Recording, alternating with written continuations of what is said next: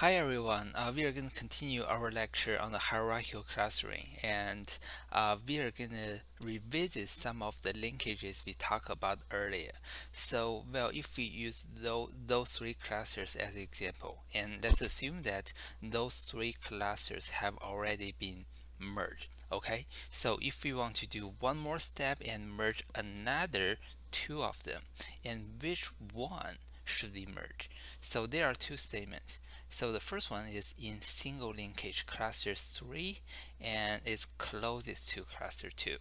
And the statement B is in complete linkage cluster 1 is the closest to cluster 2. So take a look on this graph, and if you need to, you can pause the video and revisit the definition of the complete linkage and the single linkage. So tell me your answer. Which one, which, well, 1, 2, 3, 4, which one do you think is true? The answer should be 4. So number 4, both A and B are true. Uh, excuse me. If you're using the single linkage, so for the single linkage, we are picking the closest two samples between two clusters, and that will be the definition of the distance. So if we are doing the single linkage, and then the distance between cluster 2 and 3 will be determined by those two samples, right? So, and then if you're checking the single linkage between cluster 1 and 2, and that will be defined by this distance. So it seems that, well, if you only take the samples which are closest to each other, and then cluster 2 this sample and cluster 3 this sample, they are the closest. So if we're using the single linkage, we will merge the cluster 2 and 3. And if we're doing the complete linkage, for the complete linkage, we have to get all the distances between all the samples of those two clusters, right? So like if you're doing the distance between cluster 1 and cluster 2, and then we do have to pair each two of those two samples together. So there are a total of 4 distances between cluster 1 and cluster 2, and then I'm going to take the average. And the same thing here. There are 2 samples in cluster 2 and 3 samples in cluster 3. So to get the complete linkage, we are going to get a total of 6 distances between all the samples in cluster 2 and the cluster 3, and then we are going to do the average. So in this case, on average, we find that for the distances between all the samples in cluster 1 and cluster 2, the average will be lower. So in this case, for if you're doing the complete linkage, and then we are going to merge cluster 1 and cluster 2. Okay, so why do we bother to talk about the different linkages?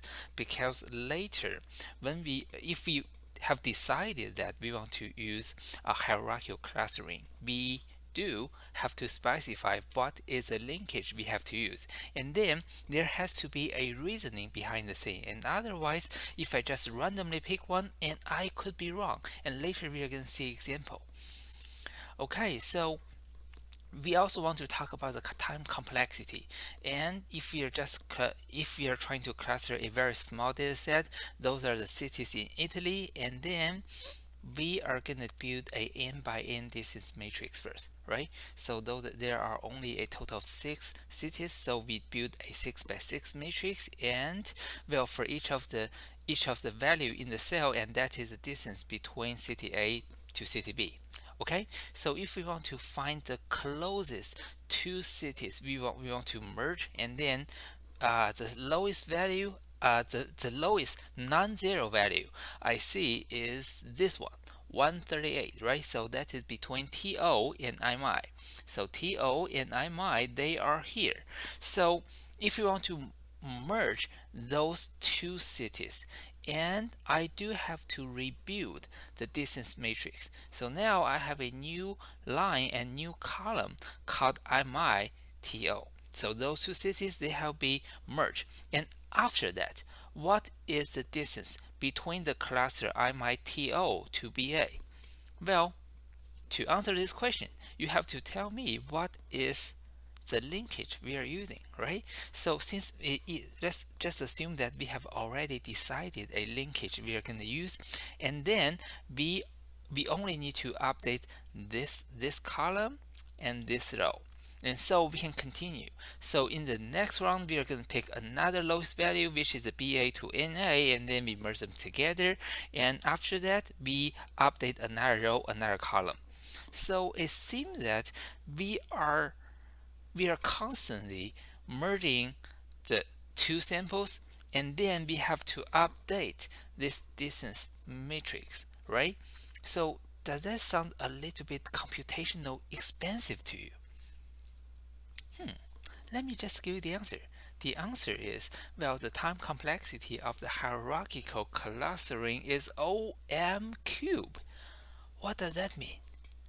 Well, if you still remember the time complexity of the k-means, we say usually we consider k-means as a linear time algorithm, right?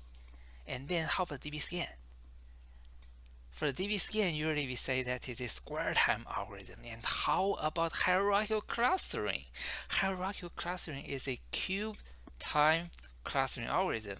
So the important thing you want to remember is hierarchical clustering doesn't scale very well with a large data set. So if you have a large data set with thousands of samples, then probably hierarchical clustering is not the clustering algorithm you want to choose.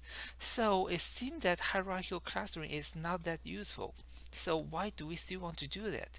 And there's one really cool thing about hierarchical clustering. That is, we can generate a dendrogram, and by creating a dendrogram, and we can visually have some sense of this data.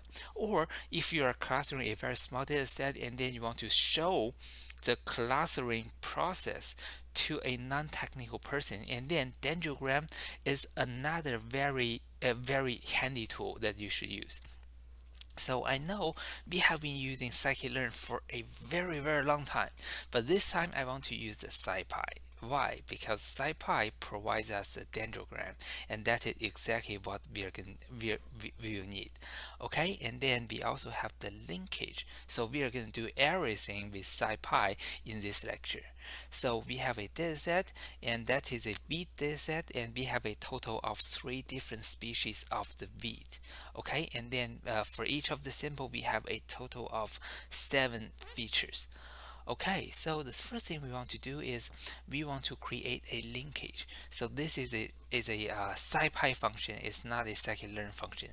So we want to send the samples, and then we specify the method as complete. So in this case, we are creating a complete linkage.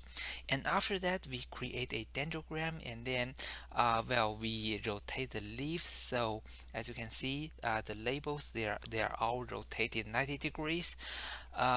And then we also specify the leaf font size, and then we got this dendrogram. So in this dendrogram, you can see we have a green cluster, a red cluster, and then a blue cluster. And for each of the sample, and we can see clearly how they are merged together, right? So say if we do take those 2 samples, and those 2 samples are merged here, and they are merged on a very low distance.